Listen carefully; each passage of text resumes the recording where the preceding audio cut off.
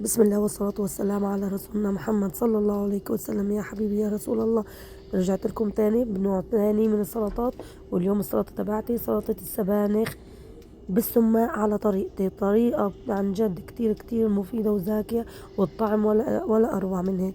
تعالي نبدأ على بركة الله والصلاة على رسولنا ونشوف مكوناتنا. عندي هان سبانخ فريش، طبعا يا ريت تجيب البيبي سبانخ اللي هو الورق، خدي او ما في عندك خدي ورقة السبانخ وقطعيها زي ما انت شايفة كده شرايح، او فرميها فرم عادي كأنك بتعمل خبز بسبانخ. وعندي بصل، راح اخد بصلة متوسطة برضو اقطعها شرايح رفيعة كتير وافرغها زي ما انتوا شايفين كده معايا، وراح اقطعها زي ما انتوا شايفين. ما تنسوا حبايب قلبي الصلاة على رسولنا محمد صلى الله عليه وسلم، لساننا دايما رطبا بذكر الله والصلاة على رسولنا محمد.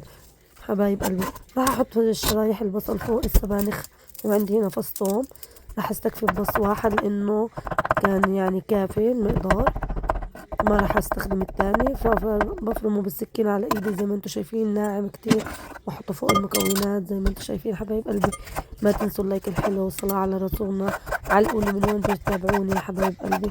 عندي برضو الطماطم او البندورة، راح اقطعها شرايح زي ما انتوا شايفين، واتخلص من القمعة او قمعة البندورة زي ما انتوا شايفين حبايب قلبي، وقيمة وافرمهم شرايح رفيعة، وراح اضيفهم فوق المكونات. حبايب قلبي هلا عندي خيارتين، راح اقطعهم بهذا الشكل زي ما انتم شايفين. حبايب قلبي سلطة كتير بسيطة لكن مفيدة وطعمها ما شاء الله ما شاء الله. اول مرة اجربها وجربتها عشانكم، ان شاء الله بتعتمدوها بشهر رمضان الفضيل. ان شاء الله كل عام وانتم وكل احبابكم والامة الاسلامية والعربية بخير.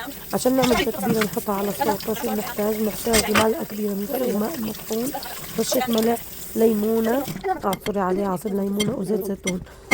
هذه المكونات ما شاء الله ما شاء الله، كانت الدرس تبعها كتير عالي وذكي، وفيك تستغني لو عندك دبس رمان حطي، ما عندك ما في داعي.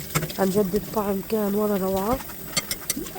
ما تنسوا حبايب قلبي دايما تذكروني بالخير وتعلقوا لي كلمات بالتعليقات، وتقولوا لي من وين بتتابعوني. حبايب قلبي خلينا ان شاء الله تعالى نكبر فيكم باذن الله تعالى. هيك وصلت لنهاية سلطتي، ما شاء الله ما شاء الله ولا حول ولا قوة الا بالله. عن جد عن جد اعتمدوها برمضان، سلطة مفيدة ومليانة بالفيتامين، خاصة الحديد الموجود بالسبانخ. والسلام عليكم ورحمة الله وبركاته.